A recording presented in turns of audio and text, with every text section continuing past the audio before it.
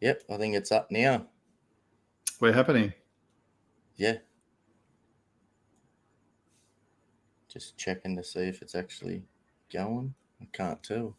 Oh, it came up. You're now live. So Yeah. Yep. Righto, guys. Welcome to Creepers, Cryptid, and Paranormal Corner. I sort of put this live together and have a chat with one of my good mates, Attila Kaldy.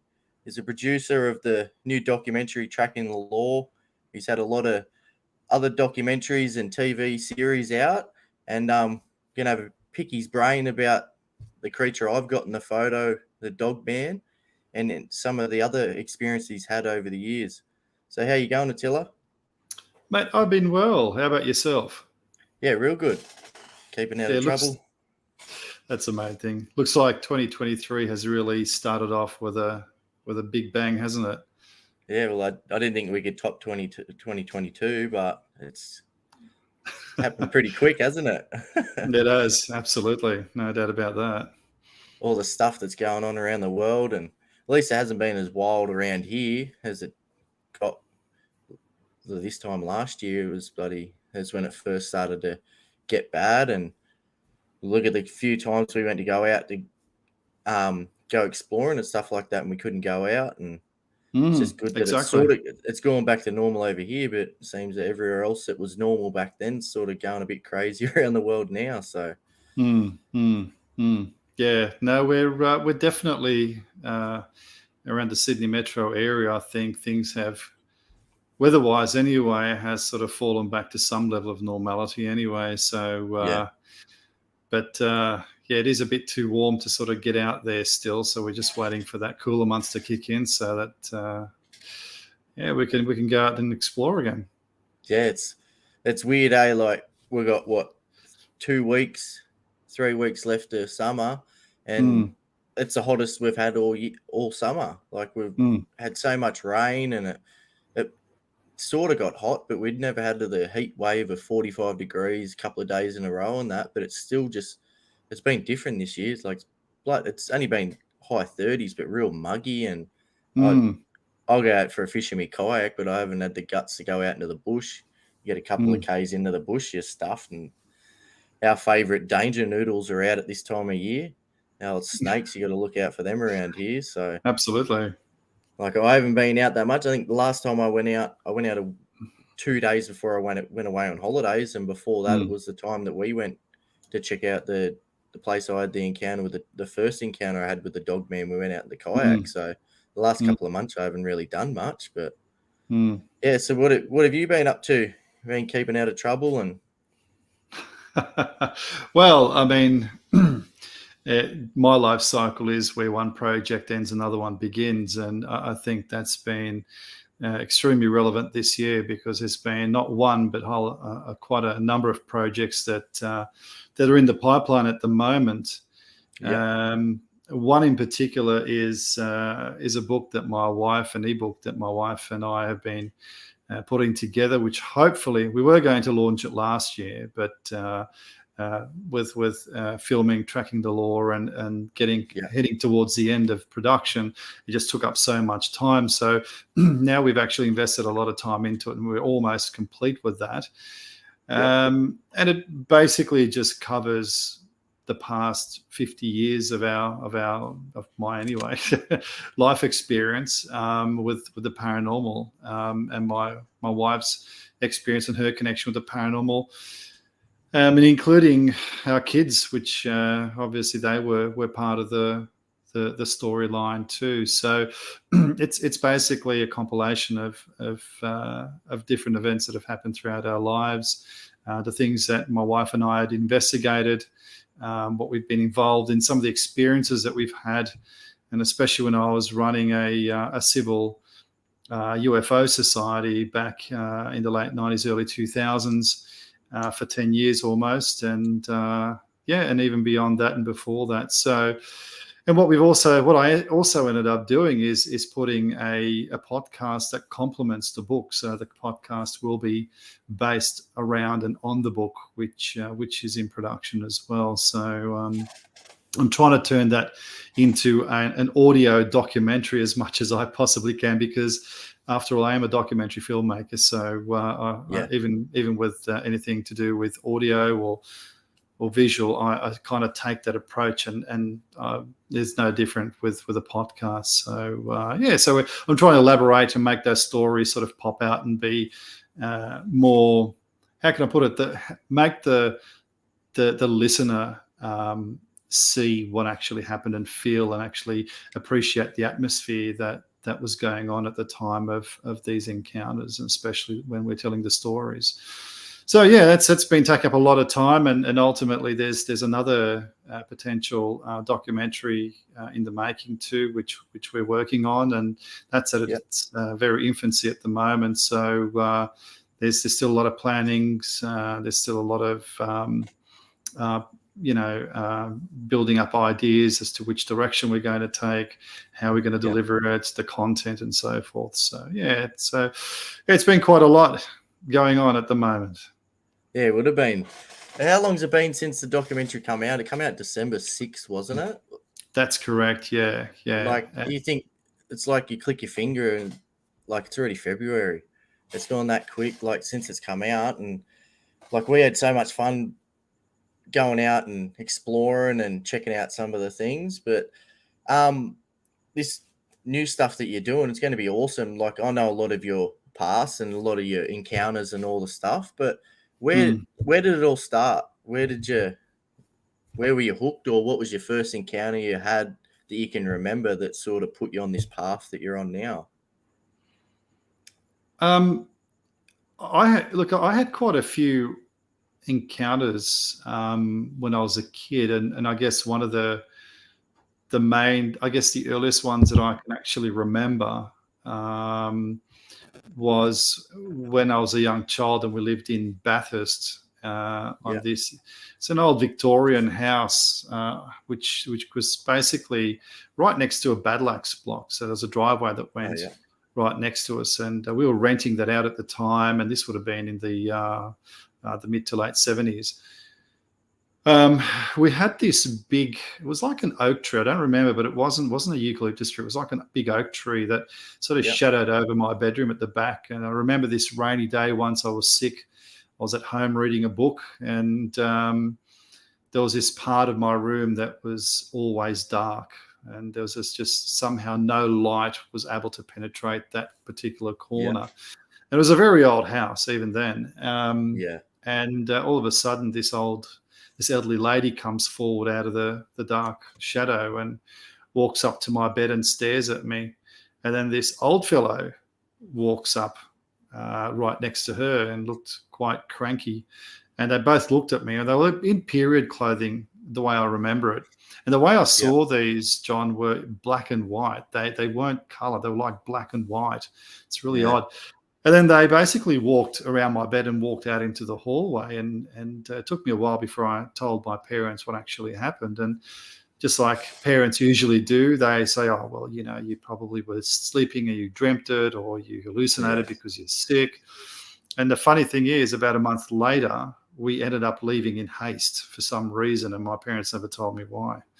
So that was one of the earliest encounters that I've had, especially with a ghost. But UFO, well, that was another story, because we lived in a place called Raglan, and which is on the outskirts of Bathurst. And that's where Bathurst Airport is. And we lived in a street called Nile Place, and it was, I think, the second or third street on the left as you came into Bathurst. And my parents and I used to take a stroll every late afternoon, early evening, and just look at the night sky. My father and I used to look at satellites and see if we can, pick up a satellite somewhere and observe it and whatnot. So that was something that we did as a game, who could find the satellite the quickest. And there were occasions when we actually picked what we thought was a satellite, and these lights would stop and then would dart away on a 90-degree angle. So, they're not satellites. So these are some of the things that actually happened. And I also remember watching an old documentary, and I don't remember what it was called, but it could have been, I'm trying to think what it was called. Leonard Nimoy's documentary, I think it was, where they had a story on Bigfoot. So, and I remember being intrigued as a young child back in the mid to late 70s, and being intrigued about the whole topic, So these were some of my early experiences, and I think that was enough to sort of hook me in and get involved in the paranormal. But I did have a lot of experience. We did move to Europe back in the 80s, in the early 80s, and we bought this old house that was owned by a Jewish couple that never came back after World War II. So I actually personally had a lot of experiences there. Yeah. Well, I know, like, being from the Sydney area, I know Bathurst, and you go there at night and it's creepy. Like, being with like, I did harness racing before I do the job. I'm doing the job now, and that was my background. And Bathurst is a big harness racing town, and like that Raglan, I don't know where that is there, but there's one of the famous Australian harness racing horses is Raglan. It was bred in Bathurst, so it makes you think of it. But like, nearly every old town in Australia has this sort of stuff going on, and like, people might know, but Bathurst is pretty close to Hill End, and you hear all the stories that come out of Hill End, UFO, paranormal, yowies.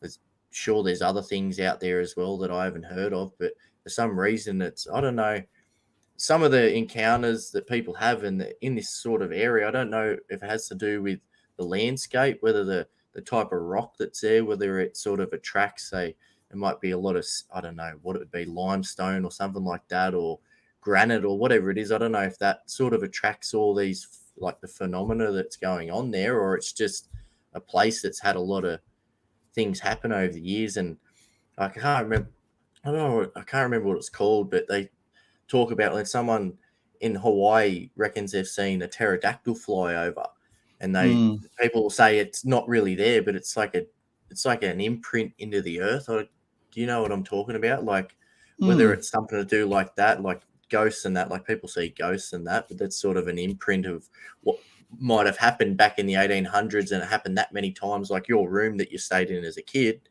that family might have lived there, and that might have been a part of the house that they were always in and always walked that same route out of there. And it's whether it was a actual ghost that you're seeing or one of these imprints into the earth that people are seeing, because it's a lot of, like, you hear overseas people seeing woolly mammoths and stuff, and they just disappear. And whether it's actually they've seen a woolly mammoth, or it's one of these imprints into the earth, like the energy imprint or whatever. I can't think of what it's called, but I've heard a lot of people say that. But yeah, Bathurst is known for that, and probably not as well known for the paranormal and that as Picton, which is close to us.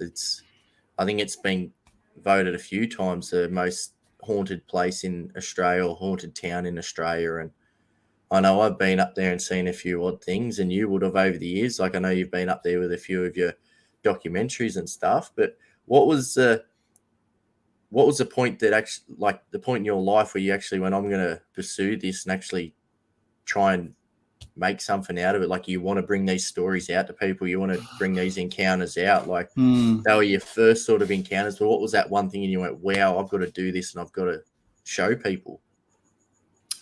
Well, this would have been probably late 90s, early 2000s. I was a member of the local astronomical society here in the Campbelltown region. Yep. And I actually met up with the president at the time, and we had a good chat. We became good friends, and we actually formed what was known as the UFO Society of Western Sydney, and this would have been 99, 2000.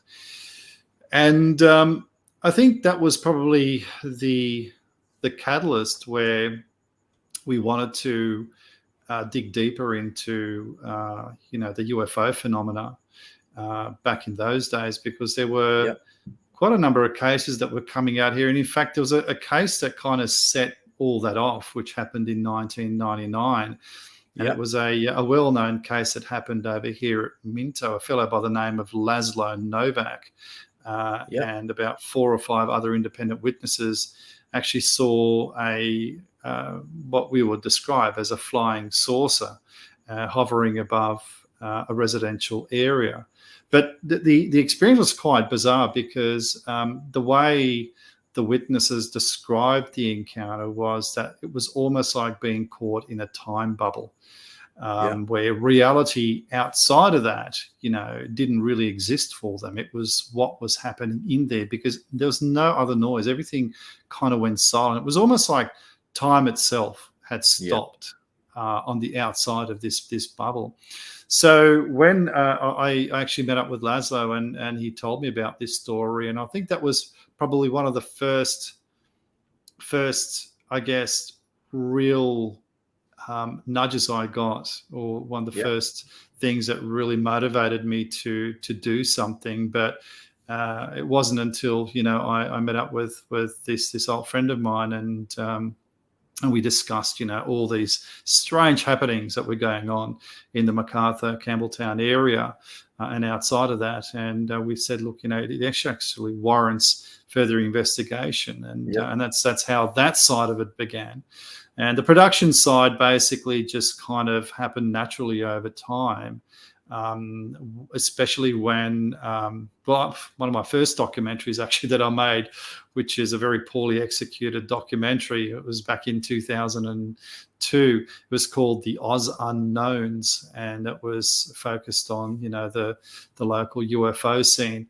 But it wasn't until I actually filmed a documentary series called Paranormal Investigators, and that basically was based on the investigations that the organisation, its members, were involved in the mid 2000s to do with haunted locations and so forth. Because we did venture into that area eventually, because even though we had a lot of people coming in talking about UFO encounters, we did have on a number of occasions people who approached us and said, well, what about the other side of the paranormal? What about, ghosts and hauntings and so forth? And we had a lot of these stories come through the UFO Society. So, and that kind of made sense for us to sort of extend our research or our investigations and look closely into hauntings and so forth, as well as UFOs and other things. Yeah, no, it's crazy. Like one thing happens after another, and it just sort of brings you in. Like I've had a few encounters over the years with stuff that until I've had my dogman encounters, I didn't actually know they were encounters, and you sort of not even think about it. And then after something happens, you're like, oh, hang on, remember that when I was a kid and this and that. And it's funny how it's just, you could have a few things and it's nothing. And just that one thing, it's just like someone clicks their fingers and you're just hooked and you got to know more and you want to tell people about it. Because people deserve to know, like with all the stuff that's going on at the moment, they're talking about UFOs everywhere. Like there's stuff on the news. They're talking about the stuff in America. It's not, personally, I don't think it's UFOs. It's other stuff, but people are mentioning, the stuff they've been shooting down is UFOs. The stuff that I've seen and you would have seen at night, there is no way any of our stuff could take one of them out. I've been out the back and seen stuff move through the sky that if a fighter jet went after it to try and drop it out of the sky, it'd be like me with a stick trying to bring down a helicopter. Like there's absolutely no chance. And it's just crazy. It's just like the last 6 months, it's just sort of come out of nowhere that the congressional hearings and that they've had, and then all this stuff that's happening. And before then, like people would hear UFO and they'd laugh and they'd go, what the hell? Like, what are you talking about? And now it's sort of like it's just changed, and everyone sort of, even I've heard people at work, oh, maybe it was this, or I remember seeing that. And with the work you're doing, if it mightn't get out to absolutely everyone, but the sort of the people who sort of had a bit of an interest in it, you brought out these documentaries on stuff, and it helps them and it makes them think about it more and talk about it more. And that's what needs to happen. And absolutely, that's exactly like this new documentary you brought out. That's one of the best things I've ever seen in my life. And that's like the pinnacle of any documentary that could come out of Australia to prove that we know that they're out there, and you can't prove it to anyone really. Like if you get a photo, they could look at it and go, that's not it. Like you see my dogman photos, I've been told it was a possum, I've been told it's a kangaroo. Like I can look at it and see it's a dog head, and we've been out there and investigated with the documentary and that. Like, there's no possible way that's anything bar what we see in the photo. But I'm just rambling on a bit. But you know what I mean? Like, not at all. Look, I completely agree. Sorry to interject, but I completely agree with you, and I understand how you feel about that. And my voice to those people is, who are we to judge what you saw? You were there. Exactly. You're the one who had the experience. You know, for you it was very real, and for someone on the outside, and especially when you took us there and we investigated that site, looking at that image, listening to your story, and going to the location itself is extremely compelling. Look, I would have had problems believing in werewolf type animals myself, John. Yeah. But it wasn't until it happened to myself, and when my son had that encounter in Europe, this thing was right next to our car.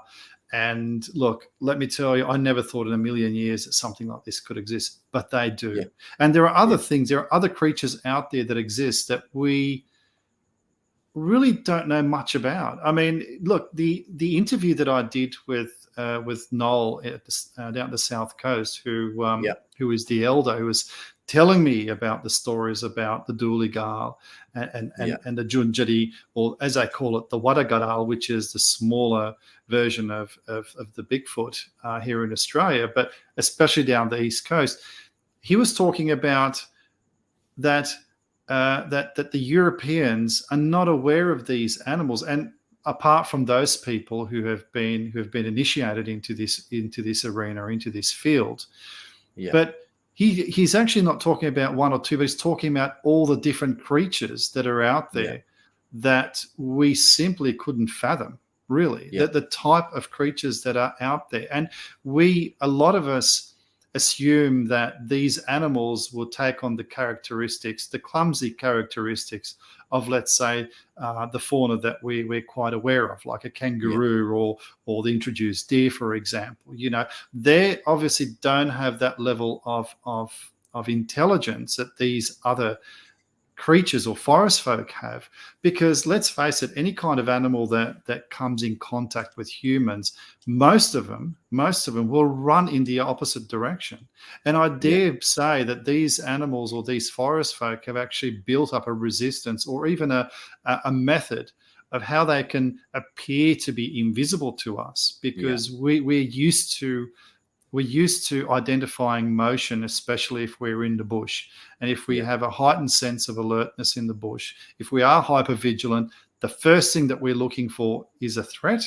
And a threat comes in a form of motion. And we are looking, anything that moves, we will fixate on straight away. It's a primal instinct. But anything that stands perfectly still and blends in with the bush, 90% of the times you'll miss it. And I've done that with kangaroos and wallabies. Some of these animals will actually stand perfectly still. The color of their fur and everything else, the color of their skin and their fur complements the bush. So that would stand next to a gum tree or next to a bush, and you wouldn't know it's standing there. Yeah. So look, and the way I look at your encounter, John, is that there's so much out there. And there are places that we can't go. Like, for example, I was talking to a good friend of mine today, messaging, and we were talking about the possibility of large species of Bigfoot being, possible or relevant in this region of Australia. And it's quite possible, because we have the Burragurang, the Blue Mountains National Park, and the majority of that is cordoned off. It's cordoned off. You can't go there. It's access. Jail time, like you $11,000 or $12,000 fine. I mean, that's enough to demotivate anyone from stepping over, really, or discouraging them. I know with Burragurang, because my family grew up in Nadai and stuff like that. Burragurang, it's like there's one section that it's $11,000-$12,000, but if you go over a certain distance from the water there, because it's our drinking water, it goes from 10,000, 12,000, whatever it is, up to 50,000 and like 10 years jail, because then you legally classed as a terrorist because you're going towards our drinking water and stuff. And like, there'd be stuff down there. And as I was trying to say, like what you're doing, and you've come out and even if someone's not interested in it, you've brought these documentaries out, like they're out on streaming. They're streaming everywhere around the world now. Like even for the people that are interested can find it and look for it. But then even you find a certain person that comes home, sounds silly, but comes home from the pub on a Friday night drunk, scrolling through a streaming service and finds your documentary. Oh, what's this? I'll put it on. Oh, this might be think it's silly. But the way you brought out this new documentary, that even if you're not interested in it, they start watching it and they'll be hooked.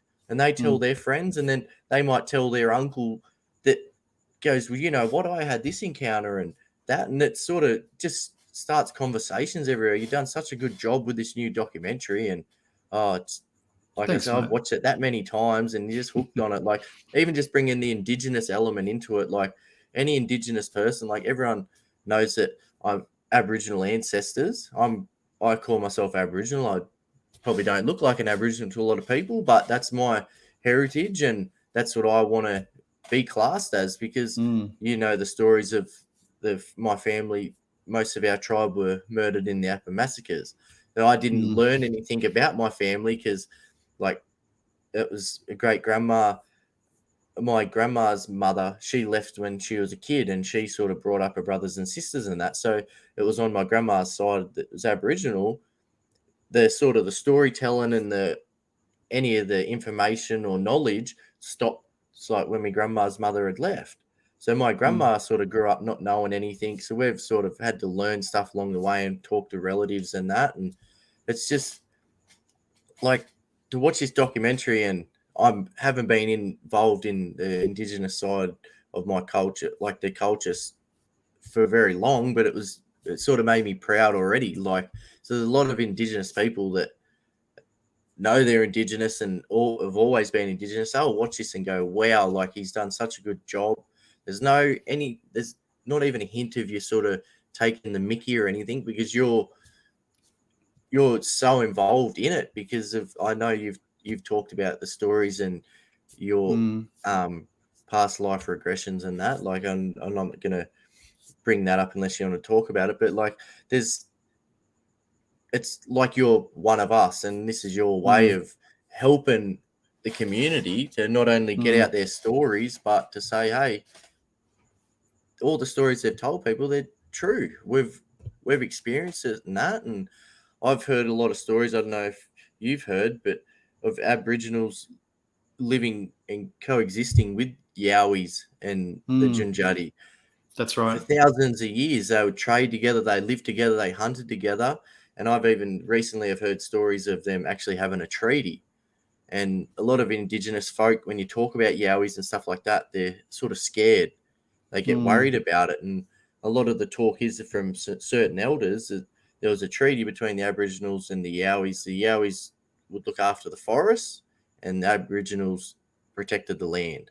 And then when the Europeans come over and sort of took over the land, that treaty was broken. And it's a lot of like, whether it's like a DNA imprint, because a lot of Indigenous people that don't even know about Yowies and that, but when you talk about them, you see the hair stand up on the back of their neck and they get a bit worried. It's like a DNA imprint into them to know, hey, watch out for them. And I'm thinking that could be why, if this is true, that they had treaties and stuff, and no, it's been broken, and that's sort of why they're a bit wary of them. But yeah, not even knowing about Yowies, if you talk to them about it, they sort of, you see them, they get on edge. And yeah, it's just an awesome way to spread the word. Not only like getting a bit muddled and talking too much, but No, like that's okay. spread the word. And like it's I'm really passionate about Hmm. what you've done. You know what I mean? Like it's like I said, I haven't known about my Indigenous side for a long time, but watching that, I was like, wow, I'm proud. You know what I mean? It made me so proud to be Aboriginal, to see the way you've done it, the way you talked to Uncle Noel and got into that side, and then even talking about the fires and what Aboriginals did to look after the forest and stuff like that it's absolutely amazing. And I actually, there was a spin out. I'd been with you with the documentary, and then gone out and looked at my spot, and I went to land council to talk to the elders, and they mentioned to look at a book, read that, and it's going to help you learn stuff that you don't know. And then 2 days later, you're like, yeah, I used that book and it's helped me with this documentary. And You Mm. read that, and it's just an absolute spin out. They come like they bring back to the Yowies and that, and Yeah, and that's they that's know for thousands of years they've known that they've been around, mm, and they've known of other things. But even this dog man, like they've sort of some of them sort of standoffish and they don't know what it is. But with being so many things out there, they might have just had a different name for him, and it's mm, just crazy that like I sort of think I know a fair bit of what's going on, but every day you talk to anyone and you're like just blown away by some other encounter someone's had, or like I've even heard of people having encounters in Australia with a creature with a cat-like face mm. now, and I'm sure you've had encounters with things that don't fit the mold of what you've spoken about already tonight, and even things that you could see on movies and that. Like it's just absolutely crazy what's out there. But this documentary you brought out sort of it will open people's eyes and do it in a way that people aren't going, oh yeah, this is silly. Like it's really good. Like it's better than really good. I'm just rambling No, on now, but it's just yeah, I you've appreciate hit it, the John. Thank spot. you. You've hit the spot with it, the way that you're getting the Mm, information out, you get people hooked in it, and that indigenous element is something that I haven't seen any documentaries any like in Australia on this topic that brings the indigenous aspect into it, and it's mm. something that could unlock a lot of information and knowledge to come out in the future.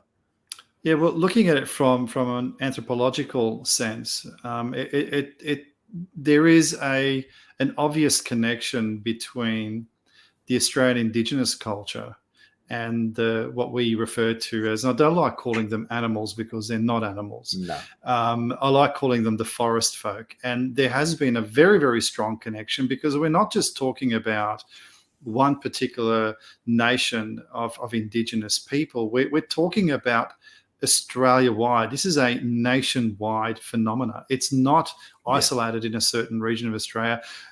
You'll go from one nation to the next around Yeah. Australia, and each of them will have their own stories. They'll have their own Yeah. names of the forest folk. Yeah. So look, it just makes perfect sense. It's in their cave paintings, and we presented that in the documentary film as well, where there was the art gallery, which is referred with what we or even the Indigenous folk and even the elders refer to it as an art gallery, because that's what it is. It is an art Yeah. gallery. It's an imprint of the ancestors, and it's a story of their own experiences. Yeah. And this art gallery does depict these large Dooligal or the forest folk. And as you Yeah. said before, that this whole balance was very, very well maintained before Europeans came here. Yeah. And yes, the Dooligal were regarded as the police, because that's how I was told by the elders, is just think of them as the police of the environment. And they made sure that the balance was maintained, and the Indigenous people were maintaining the land themselves. So they looked after the land to make sure that the cultural burnings were done at a specific time, so animals wouldn't be hurt. Certain forms of Indigenous plants wouldn't be hurt. They were burnt in the right place at the right time. They knew what the weather patterns were like. So all these were very, very well calculated, and we didn't have this catastrophic fires that we have been having ever since colonialisation happened in Australia, which is a shame. But I think that the shift is actually happening now, John, that even with the professor that I was talking to up in the Northern Territory and north part of Queensland, that they have now engaged the elders in cultural burning. And a lot of these elders are now actually teaching the local firefighters on what to look for and how to do cultural burning. Because let's face it, the elders aren't going to stick around forever. And when they pass on, all that knowledge that they have had is lost. And it is an oral culture. It is an oral history that we have of the Australian Indigenous community, as you know yourself, being a member of the Australian Indigenous community. But I do think that it's imperative for us and anyone who is a filmmaker out there, I can't encourage them enough to go out and talk with the greatest respect to your local elders and see if you can gain some knowledge and bring it to a wider audience so that their voices will be heard forever. And I think it's very important because that knowledge will be lost, and if it's lost, we're never going to get it back. Yeah. And it's like, I know, being through the land council and that, there's not a lot of younger people coming through. And like, it's all the old elders, and then say that they might be in their 60s to the 80s, and then there's a big chunk of that 40 to 60-year-olds. And anything sort of underneath that, like, there's not much around. And like, I've only been going for this year, but it's still even a worry to me. I'm like, there's me and my sister and maybe another person that's sort of under the age of 30 out of all these other people. And that's like, so all this sort of the knowledge and all that sort of going to fall back onto us that we've got to try and spread around. But the way you've done it, like, and you haven't even really gone into a lot of it. You just brought that aspect into the light to sort of talk about a little bit and just get people thinking. But like, it's the way to go. And like with the fires and stuff, I don't know if every town has it, but with like, I'm from Camden, everyone knows that, but you can go down the local library in Camden and buy the History of Camden book, and it goes back to the 1800s. You flick through them photos and you would not recognize any of the land or any of the locations around Camden. And it's not because of the buildings and that, it's the landscape. You go down the river in Camden fishing, and you got to fight to get into the water. All the rubbish. I think a lot of it's privet, introduced species, and that you could look at you could go the exact same spot in the book, and gum trees, perfect grass, just nothing, no mess that there is now. And it's not even just from people not looking after it, because a lot of our flora, like the flora in Australia, has to be burnt to keep it under control. No matter how much you cut it down and that, like, it's just going to go back 10 times quicker. But if it gets burnt and like it stays dormant for a lot longer before it gets out of control again. And it's so important. And I know there's a lot of talk about them. I don't know if it's ever going to happen, but they were going to hand back a lot of the national parks to the land councils and Indigenous groups, and allow them to go in and do their traditional burning, because it's not even just it's good and it's safe and it keeps everyone out of fire and stuff like that. Like, when you get down to the nitty gritty, and when they do traditional burning, there's not as much smoke, there's not as much contaminants going into the atmosphere that people can have a problem that it's got asthma, or the people down Sydney that don't like it when they have to do the back burning and all the smoke blows into Sydney. Like, there's barely any of that involved. And until they sort of highlight the traditional burnings and the traditional ways a lot more, people won't know that, and they can't sort of back it to say, hey, yeah, we need to do this. But it's going into the future, it's going to be really important to do that sort of stuff to get our land back to normal. Like, they kept the soil so perfect, like there was never any issues. And I know a lot of mass production farms and stuff like that, they can only use a certain area for, say, 10 years, and there's no nutrients left in the soil. But if even then, you could hand that over to an Indigenous group, and within 2 to 3 years, all those nutrients and that would be back in the soil, and it'd be like it was brand new again, just from their tricks of the trade and knowing what to do properly without destroying it. Like, you could fix a lot of things by bringing the Indigenous in to help. And it's not even to do with, it's our land and we're the only ones that can fix it. It's not that. It's the fact that they know how to. And we need to highlight that more. And you just bringing that little bit of aspect into the documentary is going to help that. And it's the sort of thing, like I've said to the elders, and that, like, we should show it. It should be shown at all the land councils. Put on a day where you put it there. Like, for people like me, that we didn't know it, me and my sister, we didn't know anything about our Indigenous side. Like, it's good for now. I've gotten into it. My daughter goes to the Indigenous culture club at school. Once a month, they sit down in the yarn and circle and talk to it. The elders are actually from our land council, go in and have a chat with them, teach them how to paint and do all that sort of stuff. But for me and my sister, there was none of that. And that's no fault of anyone. That just the fact that it wasn't really important. But you doing the documentary the way you did, I just got to keep giving it raps, because it's awesome. If people have seen it, they'll know straight away. Like, they'll understand. And like, what was the one encounter maybe that, like, if people didn't know about this documentary, like if they know about this documentary, they'd know that you had the first documentary. It was Track Search for the Australian Bigfoot. What was the thing that happened to you, or might have happened to one of your friends, that made you want to look into Yowies and sort of investigate that more? Like, did you have an encounter, or did someone you know have an encounter that sort of got you hooked and wanted to get into it? Because even the first documentary, that was awesome too. Like, I still, some nights I'll be sitting there, I don't know what to do, whack on Tubi, then bang, put on Track. You know what I mean? The first one, watch that, and then I'll watch the second one after it, and that. And it doesn't matter how many times you watch it, you still learn a bit more, and you sort of get hooked. And even after you watch it, you still get to certain points and the hairs stand on the back of your neck, because you're like, oh, I know what's going to happen, but it's so good. But what was the thing that put the hairs up on the back of your neck that got you into it and wanted to actually investigate it? Yeah, well, I did have my own encounters when I was running the UFO investigative side of things up in the Blue Mountains. And I've probably told this story many times that, we were literally herded out of this isolated spot in the Blue Mountains. It would have been September 2006 or 7, I think it was, something like that.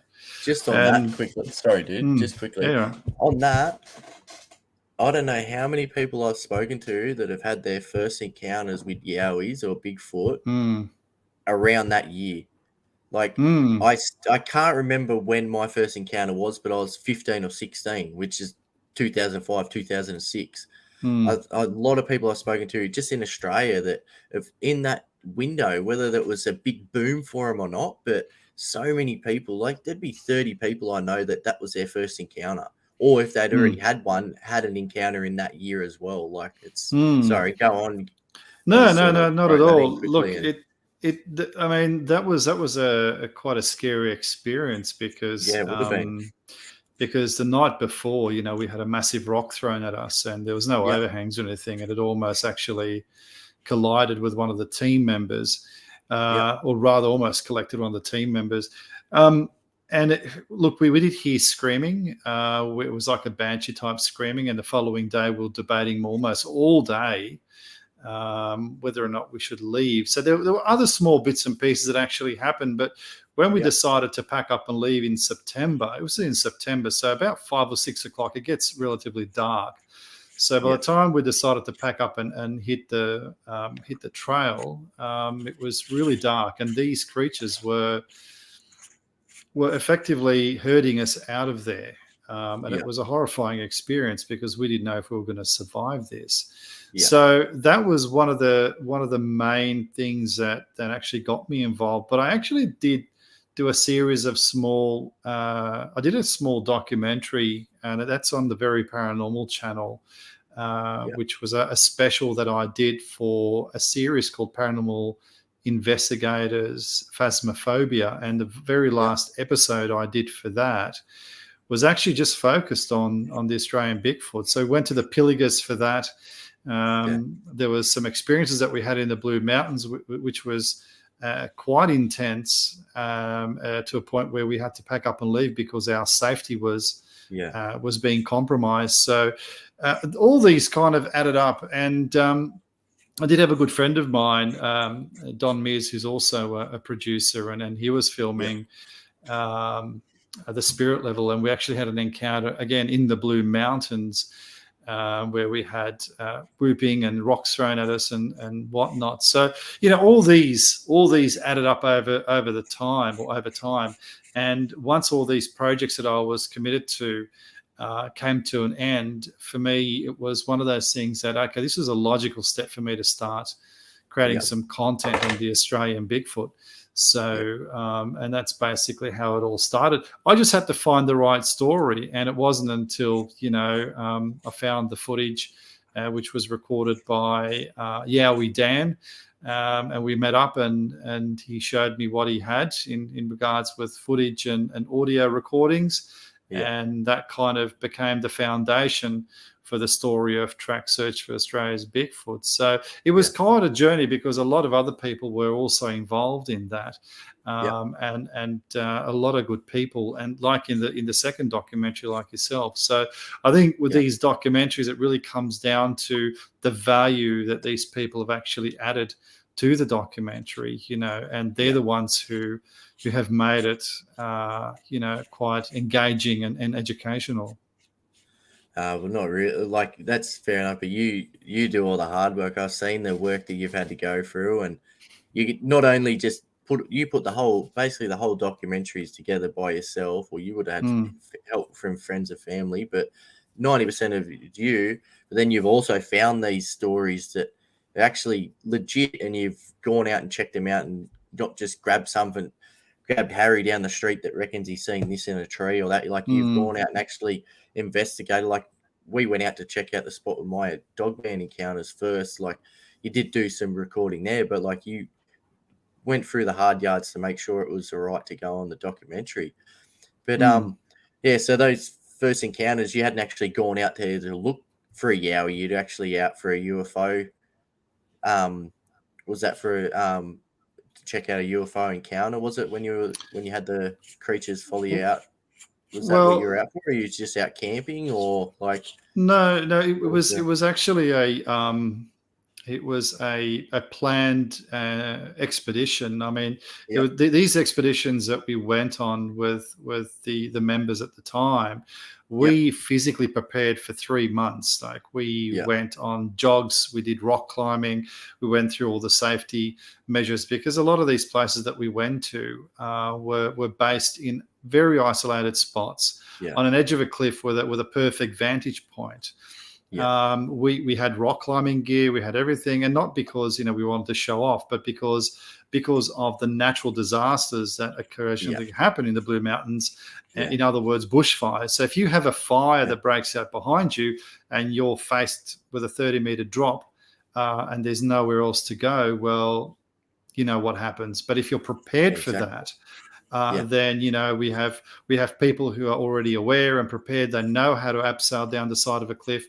They have the fitness measures to actually hike out of there quickly and go to a safety spot, which would have been the lake, even though you're not allowed to access it. But when it's a matter of life and death, you do what you have to do. So these were prepared expeditions. I mean, these guys were basically put through a training process. We all were, and prepared 3 to 4 months prior to these expeditions to make sure that everyone was capable of doing it.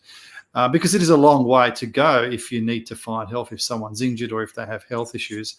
So the purpose of this was to actually to go to the ultimate vantage point and to see if we can find any kind of trace evidence of UFO activity, or which is now referred to as UAP activity in the Blue Mountains. And the Blue Mountains have always been a hotspot for not just for cryptids, but also for unidentified flying objects and other forms of interesting phenomena, which we can spend an entire night on discussing and talking about. Very similar to what you mentioned before, where all these time these time slips that actually happen, where people have actually experienced these space-time variations, and they find themselves in a completely different time, in a completely different environment, an alien environment to their eyes. Not that they're in an extraterrestrial planet, but everything has changed. And there have been a number of cases like that. And whether or not it's a convergence of different realities, because there is a part in some scientists do believe that our reality is like layers in an onion. So if you cut an onion in half, you'll see all these different layers, and all these different realities and all these different timelines exist in different layers. And occasionally, and this is obviously all theoretical, but occasionally it is believed that there would be a convergence of two realities, and hence why some people see dinosaurs and Roman legionnaires and other forms of interesting aspects of history of a bygone era. So look, and all these stuff have actually been witnessed in the Blue Mountains, and we don't know why. I mean, one of the places that I went to there, we actually witnessed we investigated an old place, and it was completely abandoned, but occasionally we would get these cycles of noise that would come in, and it was all around us as if this place was actually in full operational mode. And but it wasn't, and it hadn't been for 10 to 15, maybe 20 years. But the noises that we were hearing suggested that we were hearing movements and people's discussions from the 1930s and 1940s. I won't go into that too much, but the whole, basically what I'm trying to convey here is that in the Blue Mountains there are a lot of different strange things that happen there. And like I said, UFOs happen to be one of those strange things, and then that was a purpose of actually going out there and investigating and see if we could find some kind of trace evidence that we can take back, and something that was measurable, something that had some kind of tangible meaning to it. And having an observation was all good and well, because we did have cameras and we did have measuring devices. But at the end of the day, if you can see it, touch it, smell it, and measure it, that obviously has more weight than something where, that's regarded as an anecdotal case. Yeah. So you've gone out to do this, and then instead of running into UFOs or that, you've stumbled onto, obviously, I don't know, what would you call a pod, maybe a family, just a group of Well, Yowies? look, I mean, we don't know what they are, but I mean, I reckon they're some sort of people, like they're native. They're not an animal. Like we've spoken about it a few times. Like it's hard to explain. But like, what would you just call them? A group of Yowies, or the Duligara, or what would you class it like? Would there be a pod maybe, or you could just name them whatever you wanted, really? But it's hard to say. I mean, you could call them a tribe. You can call them even. Some people call them a troop of Yowies, which is similar to gorillas. Like primates, larger primates. So it's hard to say, John, because even though we've had visual experiences, and obviously the Indigenous people know this more than what we do, I think they would be the best people to actually to classify a group of these forest folks rather than us. So look, it's hard to say really, but again, the answers lie within our Indigenous culture. Have you thought of going that's my belief. Have you thought of going into more of the spiritual side of trying to connect with these beings? Have you looked into that or thought about it, or are you more the way you're doing it, you just sort of stick to the way you're doing it? Or look, look, I think looking at a spiritual side is extremely controversial. I'm not saying that it's impossible. It's just very, very controversial. It's a whole different approach and a whole different type of genre altogether.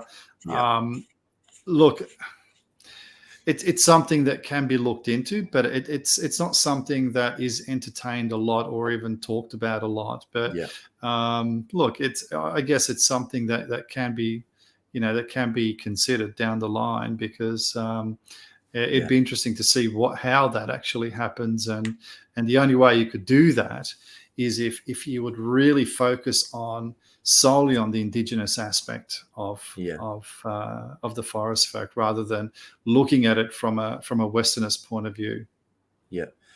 When I get into learn a lot more about my culture and that, and it's one thing I want to try, is we go out and do a smoking ceremony and talk to the land and do all that sort of stuff, and sort of even just head in one day without cameras or nothing, just go for a walk and go back to the old ways and see what you could find, to see if you can maybe connect to them a bit more. But like when you're talking about, like before, about the way they can camouflage and stuff like that, if you look up, I can't remember the type of chimp, but there's a video. What are the really massive chimps? They start with B. They're the billy apes. Killers. the billy apes. There's a video I watched of them, and one's just walking along into the bush, full jungle, bright green. They're black as. Take 2 steps into the bush, you cannot see it, and didn't even take off. And then you zoom in, you find that you could actually see it. But the way it could camouflage, you wouldn't think black could just camouflage that well into the environment. And we've got like certain areas in Australia have the same sort of jungly rainforest sort of fauna around, but the Blue Mountains is more the gum trees and the darker sort of foliage, but still it's these creatures are black. I know there's people have seen the creatures, they're red, like a maroney sort of color and that, but do you think it's just solely they know how to pull up and hide themselves and camouflage like that? Or have you thought of there's a lot of talk around about the creatures being able to change their frequency, and like, we can only hear certain decibels, we can't see all the color spectrum and stuff like that. Have you looked into and thought of that side of it? They could be actually going invisible, and that's why people are just seeing them disappear. It's not that they're so good at camouflaging, they're actually doing this. Have you thought about that? Or Well, look, we already have animals that are very similar to that. I mean, if you just look at, for example, the chameleon, which the chameleon is able to adapt to the color environment where they move into, and hence the so-called invisibility aspect of these lizards. You got squid and octopus can do the same. Exactly.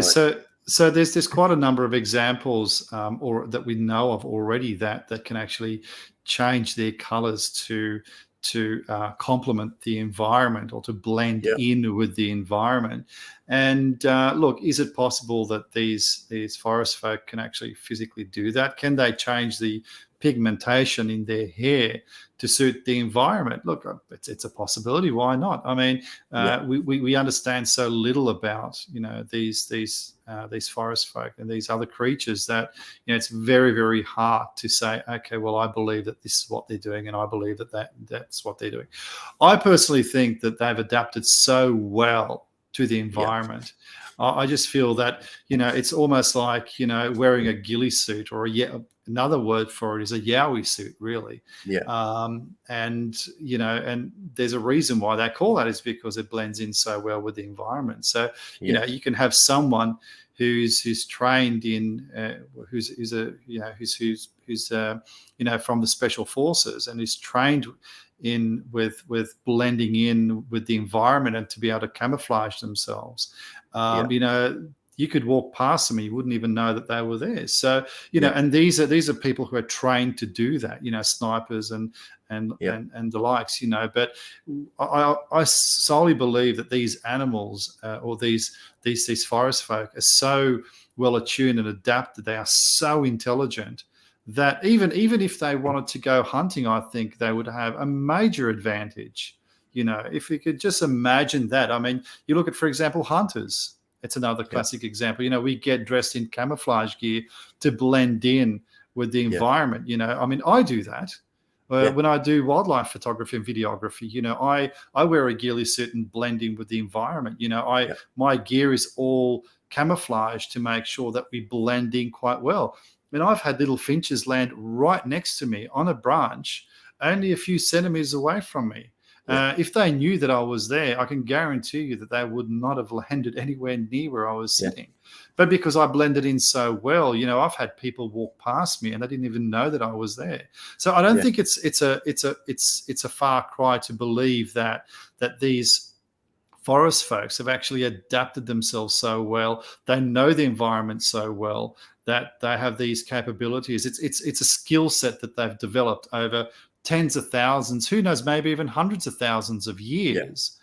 And they are so skilled at it that there's no, I don't believe that there is a need for cloaking or any kind of, incredible abilities. I think it's simply just the skills that they have, acquired over time to blend in with the environment. That's basically what I believe. But I mean, you're looking at the Burragarang. Yes, we have gum trees down there. We also have different forms of flora as well. We have massive fern trees as well, that create very good coverage, and they basically cover the sky, so everything becomes, even during the day, you have this diffused light that comes through, and it's almost, it's almost being there on a very dark and cloudy day, and this is during the middle of the day, and there are parts like that in the mountains. So look, that's the way I see it, and I feel that a lot of these other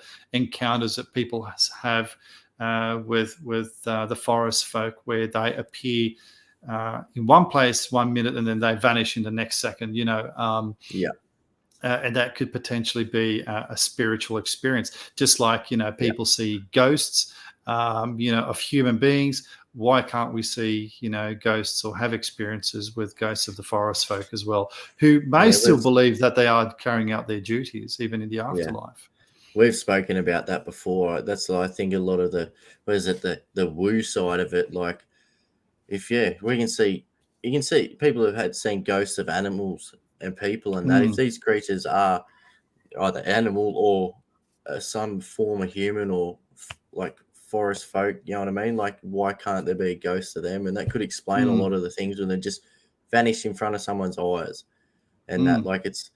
But at the end of the day, it's still like, no matter how much we can talk about it, think about it, that like we still really don't know, and it still sort of does your head in, that you think, I know so much, but then the next day you see something or hear something and you're gone again. Like, you're like, I'm back to square one. I've got no idea. And with the documentary, it's all speculation. All your documentaries and that would be hard as well. Like, the way you've done the documentary, you had to have a plan and you've had a board to work it all out, and that there would have been a few things you went and seen, and that you'd go, what the hell's this? Like, what? I can't even explain this. And that's what happened to me when I had the Dogman encounter. Like, I used to see them on the TV and that, laugh about it and go, what is this? Yeah, werewolf, whatever. Like, until I had my encounter. Like, the first encounter I had, I didn't even know it was a Dogman. I thought it was a yowie. And having it run through the bush and roar and that and go off at me. And then 2 to 3 days later, I had the encounter where I actually seen the creature and got the photos. And I was like, holy crap, these things are real. Like, it's just mind blowing. And what with your documentary, the new documentary out, do you want to sort of have a talk about that and let people know where they can find it? What was the main purpose of you doing it, like what you wanted to achieve by bringing it out and stuff like that? Sure. So once I finished Track Search for Australia's Bigfoot, it was shortly after when we had these fires, and it was then that I sort of asked myself, well, these major fires that are happening around Australia, especially the east coast of Australia, and a lot of the places that we went to in Track were actually hit by these fires and devastated by the fires. And we had a lot of activity. Obviously, it's very, very hard to, once you're there, it's having the experience is one thing, and then try to appreciate it, when you're watching it on television is another thing. But we did go back after the fires, and there was a major void there. There was a lack of activity, and the question for me was, what happened to the forest folk? Did they die? Did they migrate? And all these questions that I was asking myself while the fires were still burning and ravaging the east coast, and all these poor people who suffered, and not only that, but also our environment and all those animals, and which is it just breaks my heart just to think about it. How much we had to, how much the environment had to sacrifice because of what happened. That basically laid a story in front of me, and my wife said, look, don't ponder about it, just do it. Go with what you feel, go with what the story is telling you, and that's basically what I did. So I wrote out a production plan. I knew exactly what direction I wanted to take. I didn't want to basically reinvent the wheel and redo the first documentary, because that wouldn't have made any sense. But I always wanted to have an Indigenous element to it, because I think that in my perspective, in my view, a lot of these Bigfoot documentaries lack that. And I think that's where a lot of value comes from, because these people are the experts at the end of the day. Exactly. They're the ones who know about the history of Australia. They're the ones who know the history about the culture, the anthropological element to all this. And they would be the people to go to. And also at the same time is to preserve the knowledge. So it was a win-win situation. It just basically gave me this opportunity to not only voice my concern and my thoughts, but also to look at it from a political point of view as well, because it does have an environmental question to the documentary, and it's at the very beginning, which we cover. But it does obviously complement what happens later on in the documentary, which is obviously focusing on the forest folks. So, look, I always wanted to have an Indigenous element to it, because I felt that adds value. It gives us an opportunity to, like I said before, to preserve that knowledge.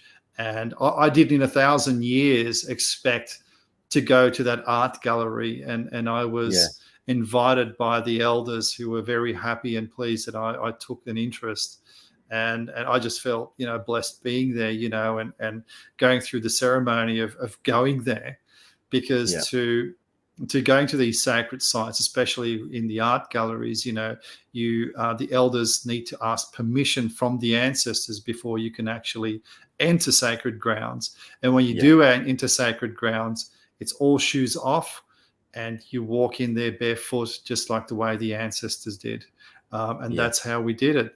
We took our production gear down, and I did not hesitate. I just said to the elders, just talk. I'm all ears. I just want to listen to what you have to say. And that was, for me, that was the pinnacle of the documentary itself. I mean, all the other contributions that were given to it had great value, and especially with everybody else who participated, including yourself, made the documentary the way it is. But for me, it was important to have that Indigenous element in it, because that gave credence to the topic, and also to that whole cultural aspect of the Australian Yowies and Bigfoot, and what we know as how they're actually described in different nations and so forth. Because look, let's face it, a lot of people have poo-pooed the Indigenous people about their stories and about their experiences,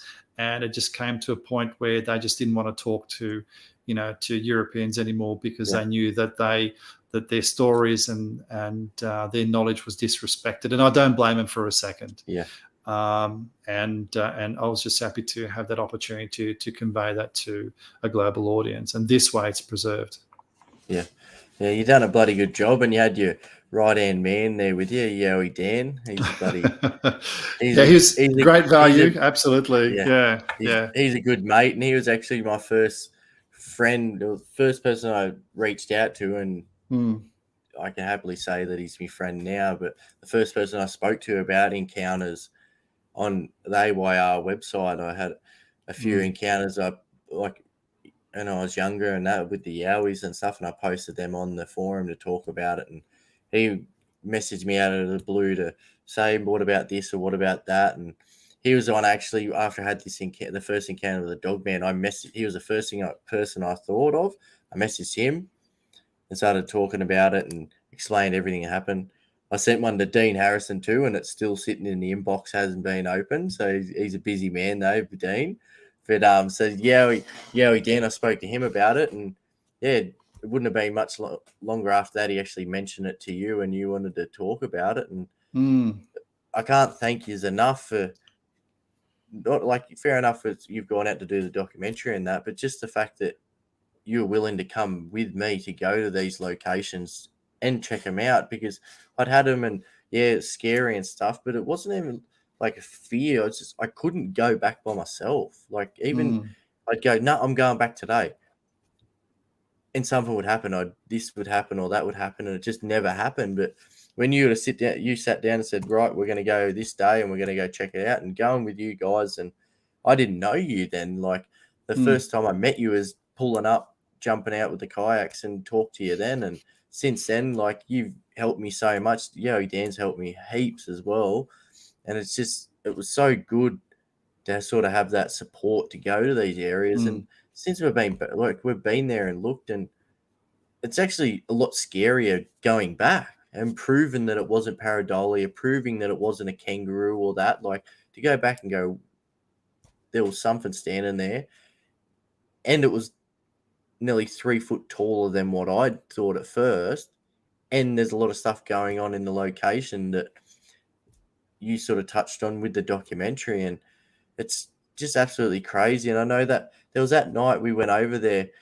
I know, like, I hadn't spoken about it much because we weren't sure if you were going to use it in the documentary or not, but we went over to the other location and went down by the water, and you had a few things happen to you that still creep me out to this day, like down at the water. Like, I don't know if you want to touch on, I don't know if you're incorporating that into any of your future stuff, but like, you had them couple of things happen down at the water, and the fact that, like, I seen those eyes on the other side of the water up on the ridge line, and I could see him blinking, and both you and Dan were looking at the exact same spot, and you couldn't see it. Dan had the thermal up there, you had the infrared camera looking up there, and nothing, and I could see the eyes and the head bobbing side to side from a tree and moving along. And a lot of people talk about red eyes and stuff like that. Like, these eyes were like an ambery yellow color, and in that same location as the dog man. And it's just it was an absolute spin out.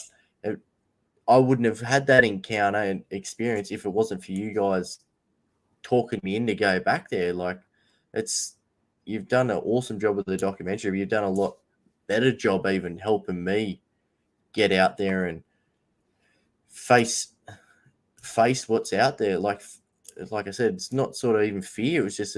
You can't, if you've got a family, you're busy and that, like, you sort of can't find the time to go and check out places like that, especially at the stage. Like, something could happen, but when you got a good group around you and that, it makes it so much easier. And I know, even just with stuff like this and with the cameras and that, you guys have helped me out so much. And one night we'll have to do this again and get Yowie Dan on with us at the same time, and it'll be a crack up. And he's the king of the hiking thong, and we'll have to get out. We'll have to get him on, have a chat. I was nearly going to get him to come on a bit later, like come on with us as well, but I don't want to sort of drag it on. I get carried away and talking and sort of get wrapped up in stuff. But I know Cade's got his Believe website. He's got a live stream on too, so there'll be a lot of people heading over to check that out. And I know I'm going to be checking out after this. But what? Yep. Where can people go to check out your content? Like, I know I've seen a few things on Tubi and that. Like, you got a website? Have you got somewhere that people in Australia? Because I know you had a lot of problems with people in Australia trying to watch a new documentary, and I know where I can find it and that. But do you want to let people know where they can find the new documentary, where they can find your content? Sure. Look, I mean, the easiest way is if they go to paranormalinvestigators.tv, and now that's the website where I have most of my content available on. So if they go there, you can find the appropriate links to trailers, and also links to the appropriate platforms where they can actually view it. I know in Australia, if you would like to watch Tracking the Law, that's on Google Play. It's on, I believe it's on the Microsoft Store as well, iTunes. It's on Apple TV. Amazon, it's only in the US, unfortunately, at this point in time. That may change a little bit later, but initially it is. People who are on Vimeo, they can view it on Vimeo as well. So there's a whole, it's actually on quite a lot of platforms, but unfortunately it is because in Australia we don't have access to a lot of those platforms. But luckily we still have access in some shape or form. So so if they visit paranormalinvestigators.tv, that's probably the best way where they can scroll through all the content there. If they want to watch something, they can click on. Most of the stuff is up there for free. Tracking the law at the moment is a rent or buy, but I mean that's basically how my distributor operates. So initially, that's how they release any kind of documentary, really. So and available, and effectively later on it'll become available on Tubi. I dare believe. So yeah. But for someone that's seen it, like for the couple of bucks it costs to be able to see it now, it's worth it. You've done an awesome job. I know I've got a bit carried away and rambled on and sort of lost cue and that. Like I've been pretty nervous being my first live stream, and I haven't really done anything with the comments because I'm too busy trying not to get off topic or forget what I'm talking about. But you're doing really well, John. I'm having a shocker. But talking about like the Leonard Nimoy, it was In Search of UFOs. In Search of, that's right. Yeah, In Search of, that's right. Yes, yeah. I do believe it was that documentary when I was a child when I saw that. It was mentioned. Thank you for whoever posted that. Shane, Shane, thank you. Yeah, a lot of people. That was where the first thing they'd seen, seen something to do with Bigfoot or anything. It was always Leonard Nimoy. Like it's awesome. There's maybe 20 years down the track, this new documentary you brought out could be the sort of thing that people mention too. Because I know it's the more people see it, like I know, like you, I'm a mate, so I'm going to give you a rev up and give you a pat on the back. But it's actually like you well earned. Like you've done such a good job, and it's the sort of thing that could be that people talk about 20 years down the track. Remember that documentary with the Indigenous and the Yowies, and like it's the sort of thing people need to do it more often and get it out there. And like I can get on here and have a chat and that, and like I know a lot of the people that have just come on to watch them family, and that's why I've had to ask you questions. I know the answers because they don't know, but like I'm only little, but there's not many people watching. But you need these documentaries and to go into it more than just having a podcast or having a live stream like this or make it a movie, because even the movies sort of don't help because it's a movie, they've dramatized this, they've done this or that. You haven't done that. You've gone, said the facts, gone to the location and showed it, and that's what we need to do a lot with everything really. But to get this in there, and I know like I want to learn more about my Indigenous side, and hopefully one day we might be able to put something together like that in that sort of a video or a documentary or something like that down the lines. I'd love to be able to show that to people, and I know you're good at what you do, and it could be the sort of thing that we can do and to help get that Indigenous 100%. Aspect out there and that.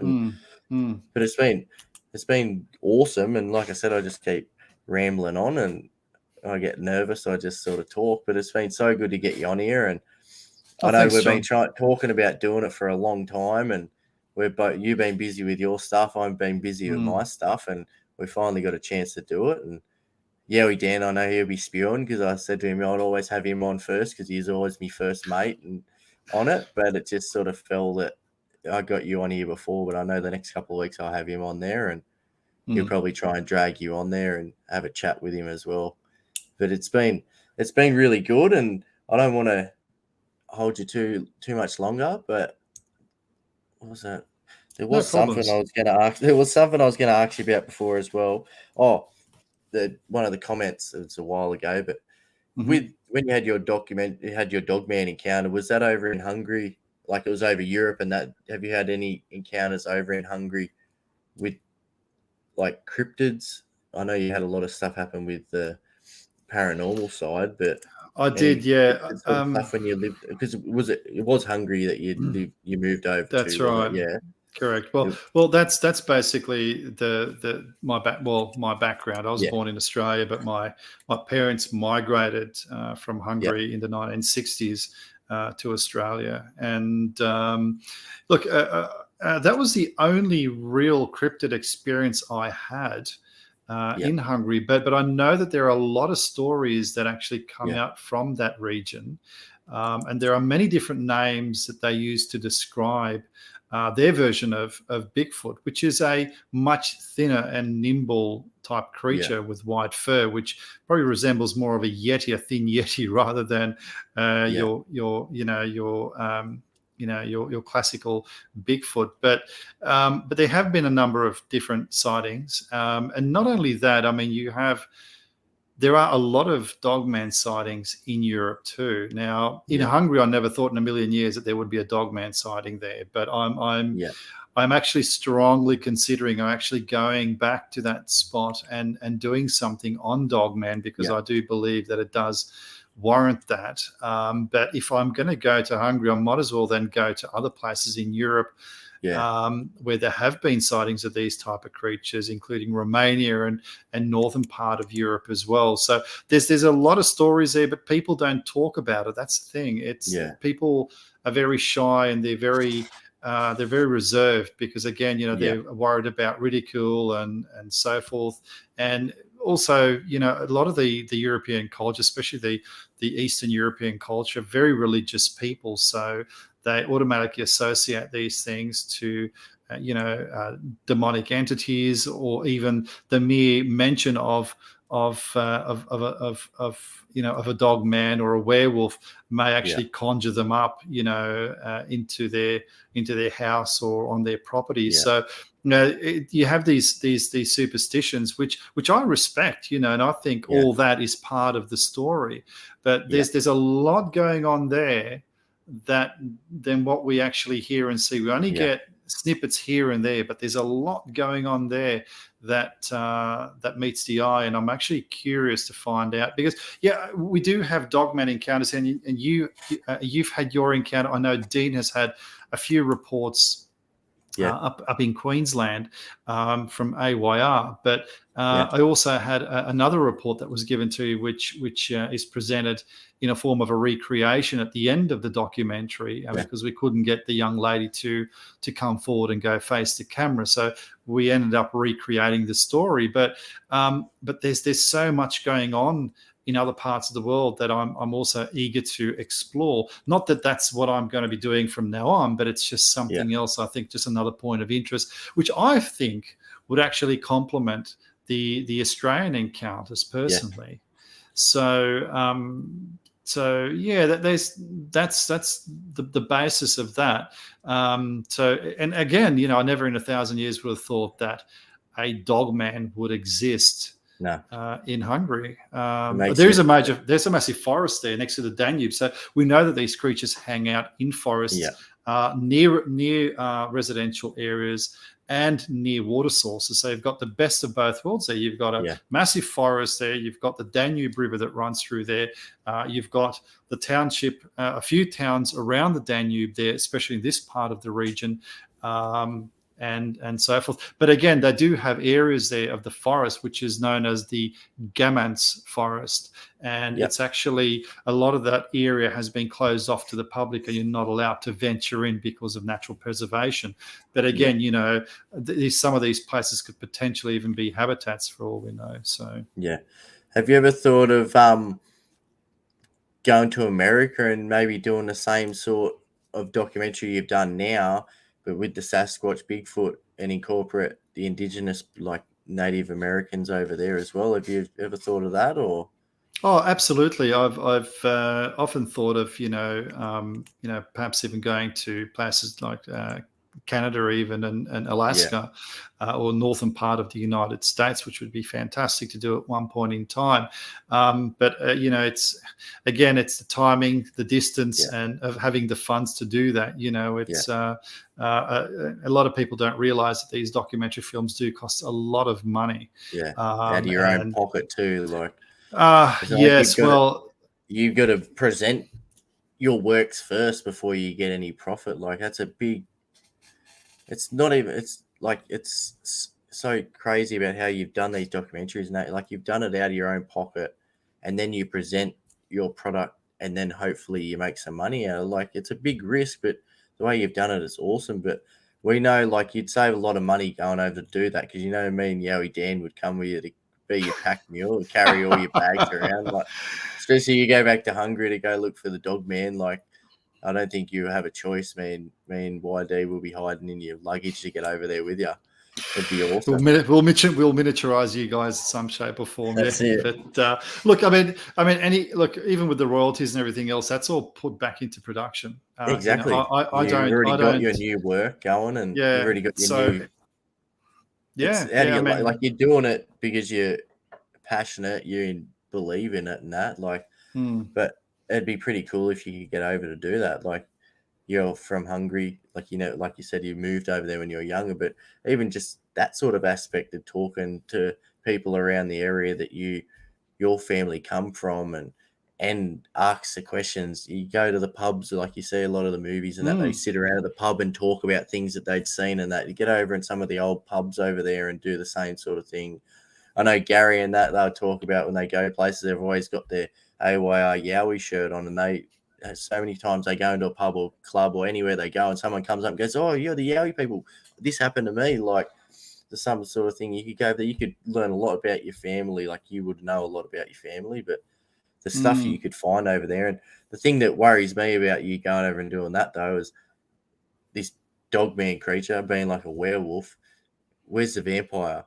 You know what I mean? Like, you know what I mean? These well, look, movies that, like, you know what I mean? Like, I know but it's not there's a only lot of movies, stories about John. that, but yeah, I know. Yeah, John. Look, it's not only movies. I mean, history is littered with with these type of legends. I mean, Yeah, at the end of the day, where do you draw the line? What is too incredible to believe? And we have all these different species that people have seen and encountered. Where are you going to draw the line? I mean, what's too incredible for us to believe? yeah. And I've learned over time not to draw any kind of boundaries at all. No. If someone says if they've had experience, I'm all ears, I'm listening. And who knows? I mean, there could be creatures like that living out there. I mean, who am I to say that they simply can't exist? These primates, the Bigfoot, they aren't supposed to exist, but they do. Dogman, these animals that look like werewolves aren't supposed to exist, but they do. So, again, where do we draw the line? Exactly.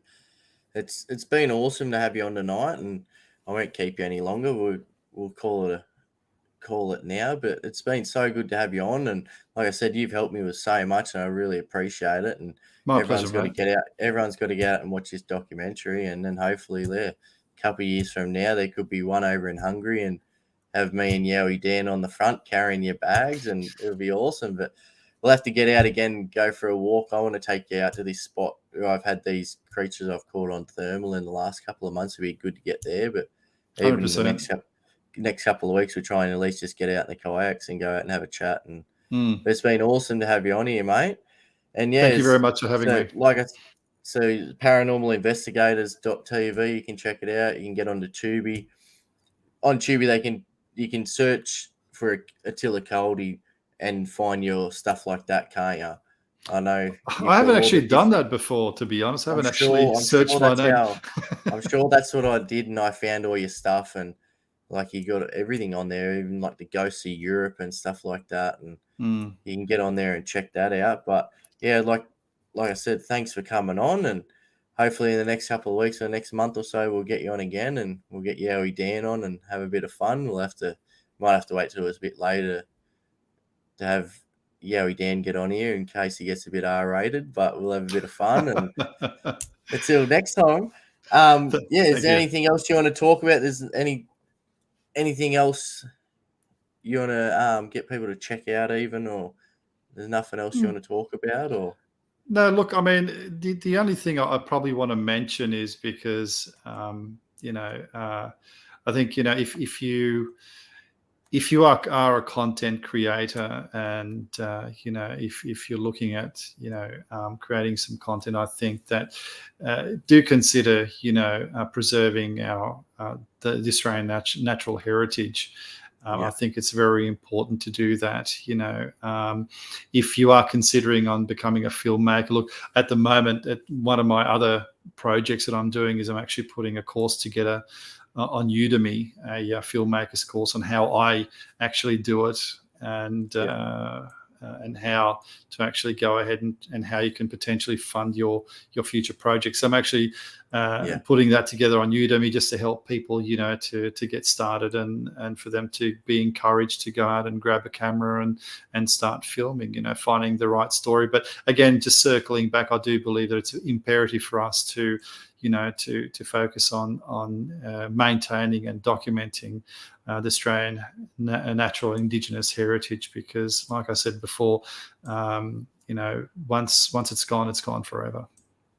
Yeah, that's exactly right. And hopefully what I've been doing with my Indigenous heritage and learning that, hopefully I can learn a bit that we can go out and do, and not even just to help us find these creatures, that just sort of to connect with nature a bit more as well. Like it can't hurt, and we can go out and just like the first time I've ever been out in the bush and someone played a didgeridoo was you. And that's even just sitting around and like you only just got it and you're just learning. Like, I had the problems with my anxiety and depression. I had a lot of time off work and struggled in that. And you know what? That was one of the first things that was the first time I'd been out after I'd gotten over that by myself without the missus and kids and that. And to go out and listen to that in the bush, and it was awesome. And like you said, you're only learning. It was just good to sit down and do that and have some of the traditions my ancestors would have done out in the bush. And we've got to get out and do a bit more of that. And I'd love to go out and do some traditional burning and that, and get you out there and even get involved for you talked about that'd be great. Go out and have a go. Yeah, 100%. Yeah, it's so good. But anyway, guys, I'm gonna call it now because otherwise I'll just keep rambling on. Attila's a busy man, and it'll be my fault you get up late in the morning and the missus gets cranky at you. But I think I'm sleeping in tomorrow, mate. I've had early mornings throughout the whole week, lucky. So yeah, I'm up at 5. I'm up at 5 for work, so I'm spewing. But oh damn! But got to pay the bills. But anyway, mate, it's been awesome to have you on, and we'll shut it down now. So thanks, guys, for tuning in to watch me. I know it's been a bit rough, and I'm finished now, and I'm still even nervous, and it's crazy. Like, I've done my podcast, and like I said, it's hard to talk by yourself to bring out an encounter or talk about something. It's so hard, and I find it a lot easier to sit here and talk. But then even just talking with you, like, we get talking and I start thinking about, I like this, but then we're already onto something else, and I sort of get a bit muddled. It's been a bit hard, but I know the more I do it, I'll get a bit better. But it was awesome to come on and do it with you for the first one, because I know you're such a professional, and you've dragged me out of the mud and given me a pat on the back and kept me going. So it's been awesome. But anyway, guys, thanks for tuning in. Until next time, keep safe out there. Cheers. Thank you.